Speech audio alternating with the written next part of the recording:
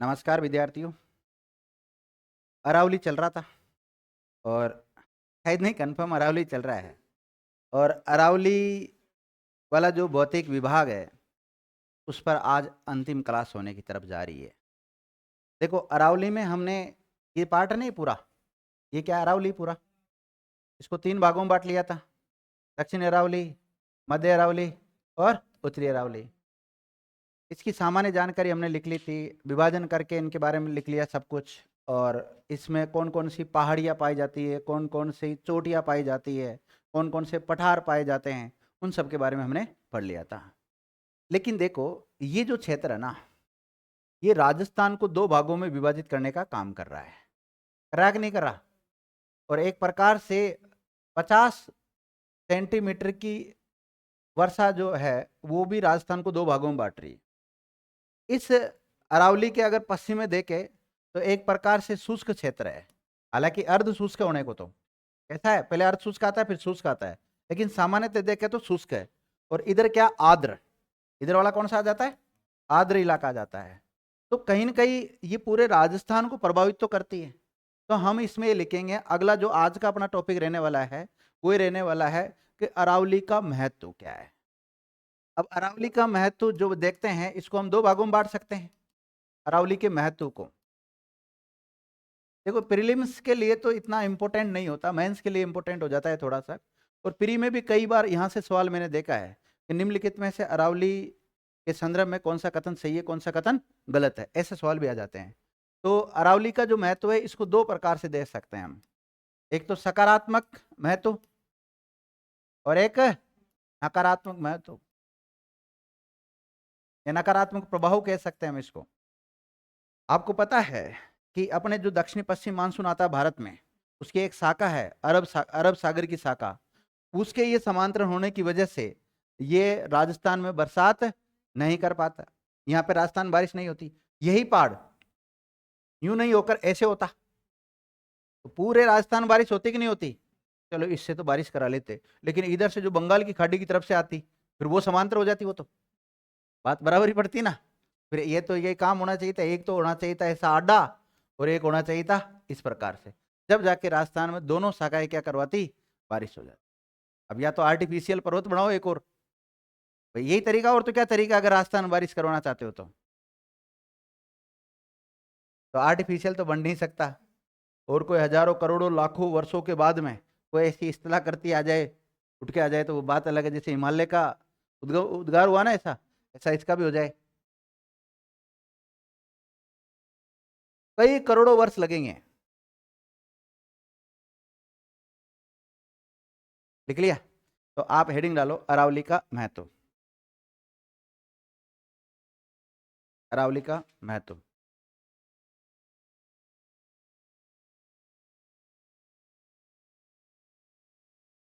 देखो, ये अरावली जो क्षेत्र है ना, इसमें धारवाड़ क्रम की चट्टानें पाई जाती है। कौन से क्रम की? धारवाड़ क्रम की चट्टानें पाई जाती है। अब धारवाड़ क्रम की चट्टानें पाई जाती है तो इसमें फिर खनिज बहुत मिलेंगे, क्योंकि धारवाड़ क्रम की चट्टानों में खनिज पर्याप्त मात्रा में पाए जाते हैं। तो पहला पॉइंट तो ये लिखेंगे हम, अरावली धारवाड़ क्रम की चट्टानों से निर्मित है। अरावली पर्वतमाला है ना, किससे निर्मित है? धारवाड़ क्रम की चट्टानों से निर्मित है।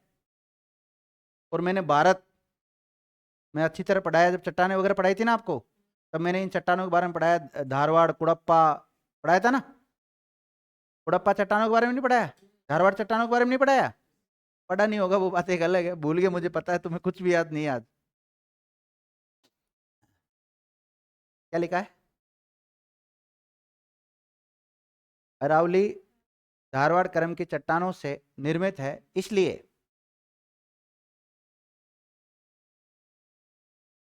यहां पर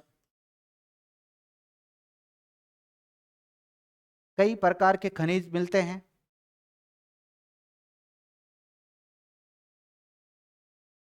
कई प्रकार के खनिज मिलते हैं। कई प्रकार के खनिज मिलते हैं, इसलिए इसलिए इसे खनिजों का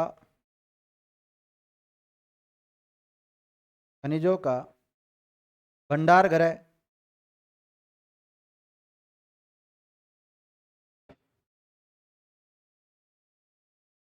भी कहते हैं। क्या कहते हैं? खनिजों का भंडार गृह भी कहते हैं। किसको? अरावली को कहते हैं। अगला फैक्ट लिखो।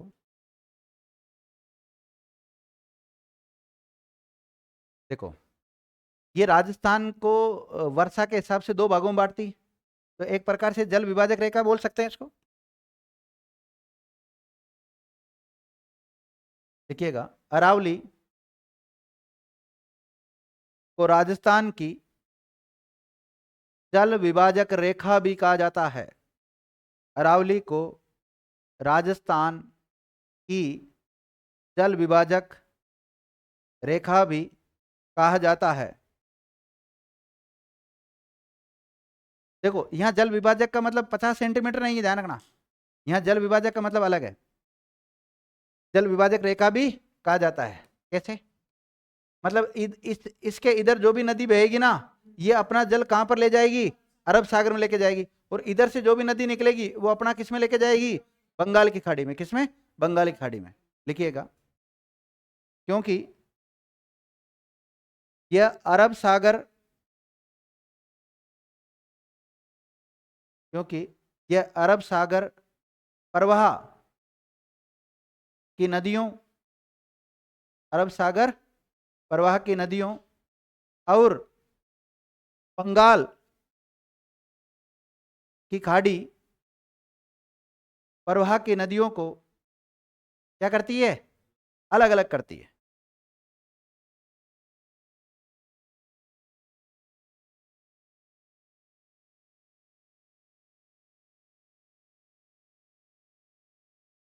अब देखो, इस अरावली क्षेत्र में वनस्पतियां भी खूब पाई जाती है। वनस्पति पाई जाती है तो वन्यजीव अभ्यारण्य भी मिलते हैं इसमें। देखिएगा, अरावली में, अगला पॉइंट, अरावली में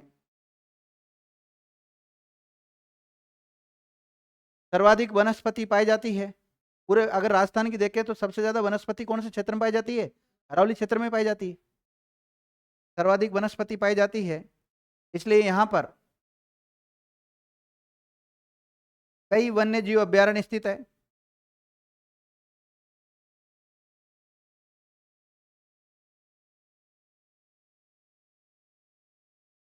मेरा आपसे एक सवाल है, सर्वाधिक जैव विविधता कहां पाई जाती है?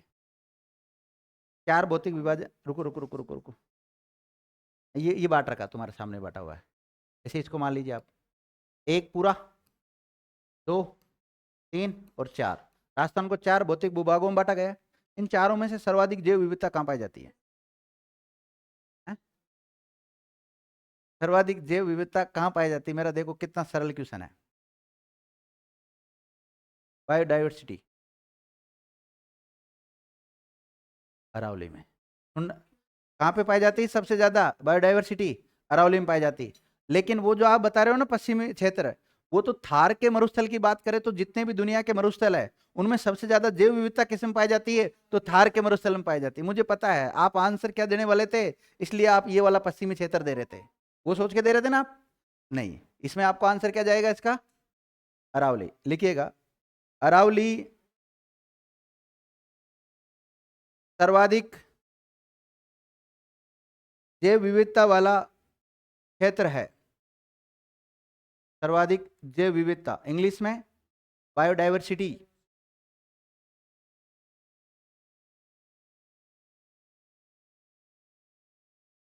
हाँ, राजस्थान के चार भौतिक भूभाग है ना, उनकी बात कर रहा हूं मैं।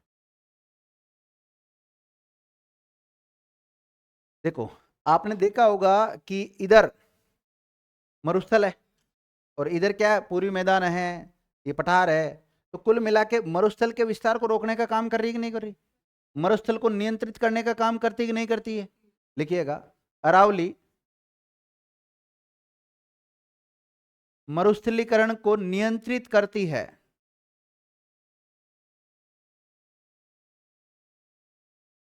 नियंत्रित करती है।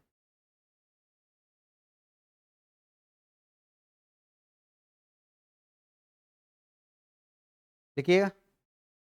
अगला लिखो। देखो, राजस्थान की ज्यादातर नदियों का उद्गम अरावली पर्वतमाला से होता है। तो लिखिएगा, राजस्थान की अधिकतम नदियों का उद्गम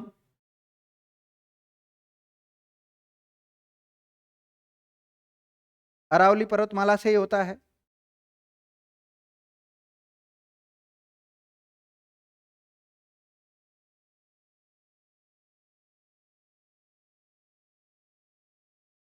लिख लिया।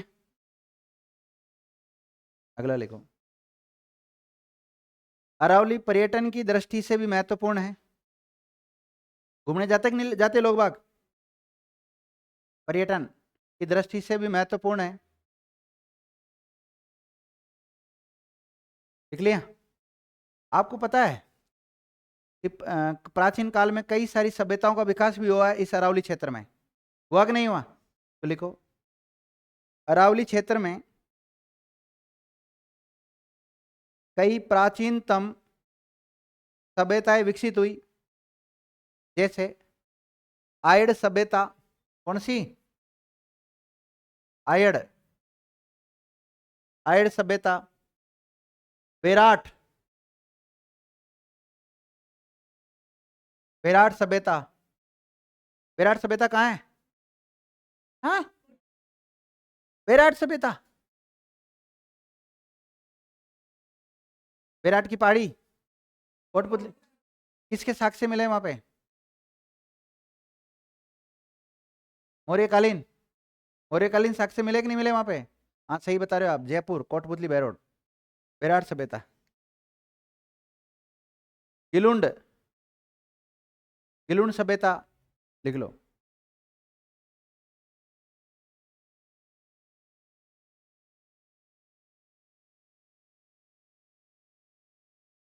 देखो, अरावली के द्वारा राजस्थान की कला एवं संस्कृति को भी संरक्षण प्रदान किया गया है। को भी संरक्षण प्रदान किया गया है, क्योंकि इस क्षेत्र में कई सारे क्या बने हुए हैं? दुर्ग बने हुए हैं ना, कई दुर्ग। जैसे दुर्ग वगैरह को सुरक्षित संरक्षण देने का काम किया इसने। एक नोट डालो, 50 सेंटीमीटर वर्षा राजस्थान को दो भागों में बांटती है। अरावली के इस तरफ 50 से ज्यादा होती है, अरावली के इस तरफ 50 से कम बारिश होती है, ध्यान रखना।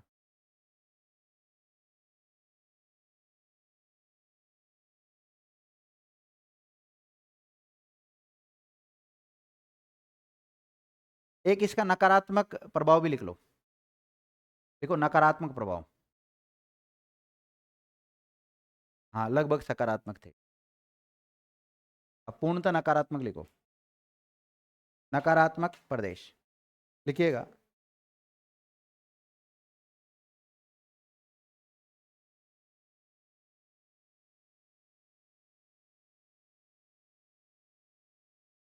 अरावली अरब सागर से आने वाले, अरावली अरब सागर से आने वाली मानसूनी शाखा के समांतर होने के कारण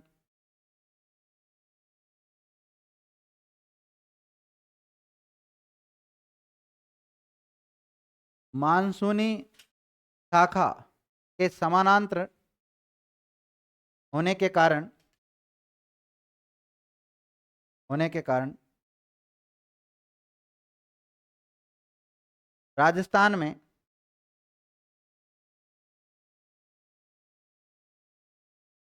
वर्षा नहीं कर पाती है, या वर्षा नहीं होती है, वर्षा नहीं होती है, तथा बंगाल की खाड़ी से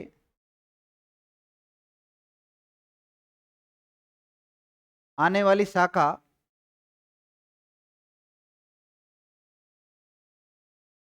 भी आने वाली शाखा भी अब इधर से आएगी तो इससे टकराएगी तो इधर ही बारिश कर देती, इधर नहीं कर पाती मतलब। तो बंगाली खाड़ी से आने वाली शाखा भी अरावली के पूर्वी भाग में ही वर्षा कर पाती है, वर्षा कर पाती है, पश्चिमी भाग में नहीं, पश्चिमी भाग में नहीं। अर्थात अर्थात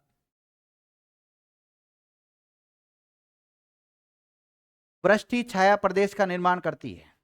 किसका? वृष्टि छाया प्रदेश का निर्माण करती है। वृष्टि छाया प्रदेश उसको कहते हैं जिसमें बारिश नहीं होती हो, या एक एक डाल पे तो बारिश हो रही है और एक डाल पे बारिश नहीं हो रही। जैसे अरावली के इस डाल पे अगर इधर की तरफ से आएगी ना वो, तो इधर तो बारिश करेगी। अरावली का मतलब कोई केवल इतना इस मैप में दिखा रखा है ऐसा नहीं है। इधर से हवा आ रही ना, तो इधर से हवा आ रही, इससे टकरा के थोड़ी सी ऊपर चढ़ेगी, ऊपर चढ़ के वापस गिर जाएगी इधर ही, तो इधर तो बारिश कर देगी, लेकिन इस तरफ बारिश नहीं कर पाएगी। तो एक डाल पे तो बारिश हो रही है लेकिन उस डाल पे बारिश नहीं हो रही, और जिस डाल पे बारिश नहीं होती उसको क्या कहते हैं? वृष्टि छाया प्रदेश कहते हैं। हाँ, नहीं पर्वत अभिमुखी नहीं बोल सकते, वो तो वहां पे पाई जाती है, वो कीपाकार वगैरह रहा। हाँ, अभिमुखी भी बोल सकते हो। लिख लिया? तो ये इसका नकारात्मक प्रभाव हो गया। तो अरावली के जो भी प्रभाव पड़ते हैं वो हमने आपको कंप्लीट करवा दिए। अरावली पर्वतमाला अपनी तरफ से क्या हो गई? कंप्लीट होगी। छोटे मोटे कोई फैक्ट बच जाते हैं तो उसको हम ऑब्जेक्ट टाइप के क्वेश्चन करेंगे, उस समय देख लेंगे। बाकी हमने राजस्थान के 2 भौतिक भूभाग पढ़ लिया। पहला कौन सा? उत्तर पश्चिम मरुस्थल, जिसको हमने 2 भागों में बांटा, शुष्क और अर्ध शुष्क। और दूसरा कौन सा? अब 2 और बचे अपने। एक तो बच गया पूर्वी मैदान। तो पूर्वी मैदान का मतलब नहीं है कि राजस्थान के पूर्वी भाग में स्थित हो। इसमें देखो चंबल बेसिन वाला पार्ट आ जाएगा, माही बेसिन वाला पार्ट आ जाएगा, बाणगंगा वाला आ जाएगा और बनास वाला आ जाएगा। इसमें पूरा 4 नदियों का जो बेसिन क्षेत्र है वो पूरा आ जाएगा। देखो यहां तक जा रहा है। और फिर ये जो पिंक पिंक दिखाई दे रहा है आपको, ये बच रहा है कौन सा? दक्षिणी पूर्वी पठारी या हाडोती का पठार क्षेत्र। ये बहुत छोटा है, ये भी थोड़ा सा छोटा ही है, ज्यादा नहीं है। अब ज्यादा ज्यादा 2 दिन में और कंप्लीट करवा देंगे इसको। ठीक है, तो आज की क्लास को हम यहीं विराम देते हैं। मिलते हैं नेक्स्ट क्लास में नेक्स्ट डे। Thank you.